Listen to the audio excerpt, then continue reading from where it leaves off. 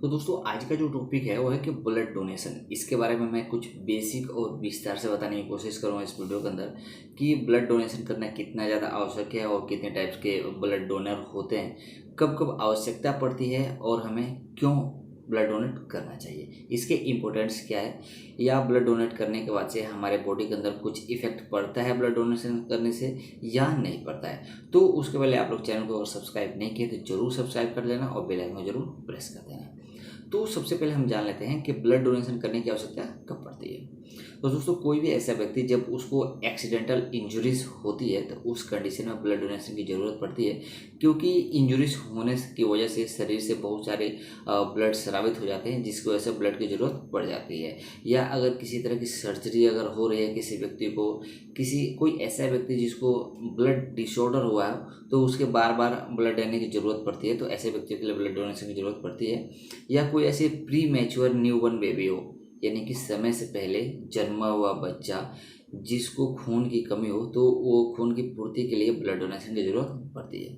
लेकिन इसके एडवांटेज क्या है? अगर कोई व्यक्ति ब्लड डोनेट कर रहा है तो एडवांटेज क्या है उसका? तो सबसे पहले जो आप एडवांटेज देखोगे, फ्री में उसका हेल्थ चेकअप हो जाता है। यानी कि जब आप ब्लड डोनेशन करने जाते हो तो वहाँ पे आप देखोगे आपका वेट, बीपी, शुगर, हीमोग्लोबिन या कुछ और भी टेस्ट होते हैं, जो ब्लड ग्रुप, ये सारी चीज़ें फ्री में जांच हो जाता है। तो एक फ्री हेल्थ चेकअप आपकी पूरी तरीके से हो जाता है। अब हम यहाँ पर बात करेंगे कि जो ब्लड डोनर होते हैं वो कितने तरीके से होते हैं, यानी कि कितने टाइप्स के ब्लड डोनर होते हैं। बहुत सारे लोगों को तो ये तो पता होगा कि ब्लड डोनेट करते हैं, लेकिन उसमें भी टाइप्स होते हैं। तो कितने टाइप्स होते हैं? सबसे पहले जो होता है वो होता है वॉलंटरी डोनर।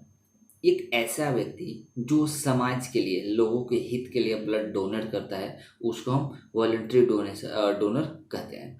दूसरा होता है रिप्लेसमेंट डोनर, यानी कि अक्सर आप सुना होंगे कि आपके किसी रिलेटिव को ब्लड की ज़रूरत है, आप ब्लड बैंक में जा रहे हो और वहाँ पे वो बोलते हैं कि ब्लड नहीं है, या आपको जिस तरह टाइप्स के ब्लड चाहिए, जिस ग्रुप के ब्लड चाहिए वो ब्लड तो है, लेकिन उसके बदले उनको दूसरा ब्लड चाहिए। तो ऐसे में क्या होता है कि किसी रिश्तेदार या किसी फैमिली मेम्बर को ब्लड देना पड़ता है और उस ब्लड के रिप्लेसमेंट में आपको दूसरा ब्लड मिल जाता है, तो इसको हम रिप्लेसमेंट डोनर करते हैं।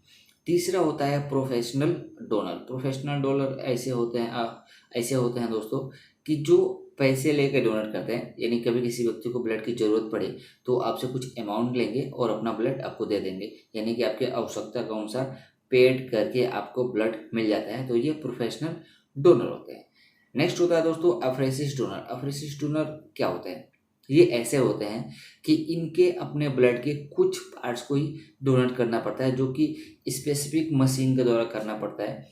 जैसे किसी व्यक्ति को सिर्फ अपना सेल्स ही डोनेट करना पड़े, या किसी व्यक्ति को सिर्फ प्लाज्मा डोनेट करना पड़े, तो इनको एक स्पेसिफिक मशीन के द्वारा दिया जाता है। तो इसको हम एफ्रेसिस डोनर के नाम से जाना जाता है।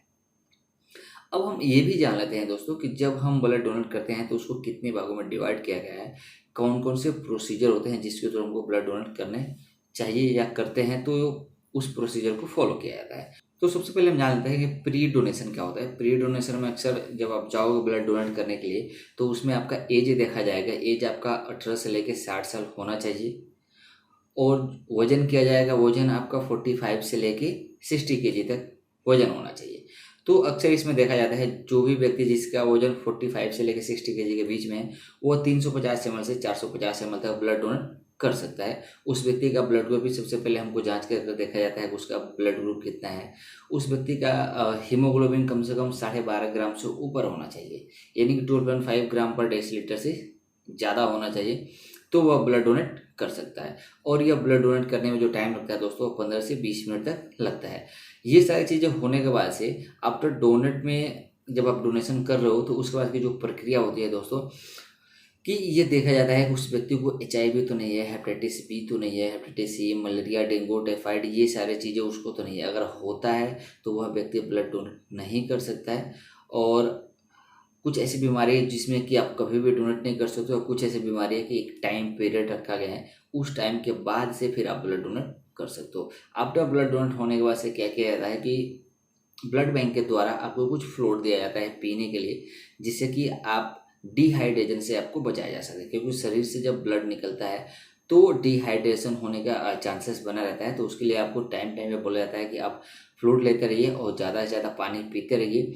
कुछ हेवी वेट आप नहीं उठा सकते और 24 आवर्स तक आपको रेस्ट करने के लिए बोला जाता है। अगर इन केस इन सब चीज़ों के अलावा कुछ अगर आपको तकलीफ हो रही है या चक्कर टाइप का आ रहा है या और भी तकलीफ हो रहा है तो आपको तुरंत जाकर अपने डॉक्टर से कंसल्ट करना चाहिए, या जहाँ पे आप ब्लड डोनेट किए हैं ब्लड बैंक में वहाँ के किसी भी डॉक्टर को आपको इन्फॉर्म करना चाहिए कि कोई तकलीफ आपको हो रही है। तो दोस्तों बहुत सारे लोगों के दिमाग में ये भी होता है कि ब्लड डोनेट करने से हमको कमजोरी हो जाती है या कुछ बीमारी हो जाता है, तो ऐसा कुछ भी नहीं होता है। क्योंकि जो हमारा ब्लड होता है उसमें आरबीसी पाए जाते हैं और आरबीसी का जो जीवन काल होता है वो 120 दिन तक होता है। 120 दिन के बाद से वह आरबीसी खुद ब खुद निष्क्रिय हो जाता है। तो हमको ब्लड डोनेट करने से ये फ़ायदा होता है कि जो हमारे बॉडी में जो सेल्स होते हैं वह अगर पुराने सेल्स हमारे बॉडी से हटेंगे तो नए सेल्स की डेवलपमेंट होगी। तो ये साइकिल चलता रहता है। तो ब्लड डोनेट करने से किसी व्यक्ति को कमजोरी नहीं होती है, ब्लड डोनेट करना चाहिए। और अगर आपके ब्लड डोनेट करने से किसी व्यक्ति को अगर जान बचती है तो आपको हमेशा इसके लिए आगे आना चाहिए। जब भी आपकी एरिया में ब्लड कैंप अगर लगे डोनेट करने के लिए तो आपको जाकर वहाँ पर ब्लड कैंप में डोनेट करना ही चाहिए। तो उम्मीद करता हूँ वीडियो आपको समझ में आया हो, तो वीडियो को जरूर लाइक करना, चैनल को सब्सक्राइब कर देना।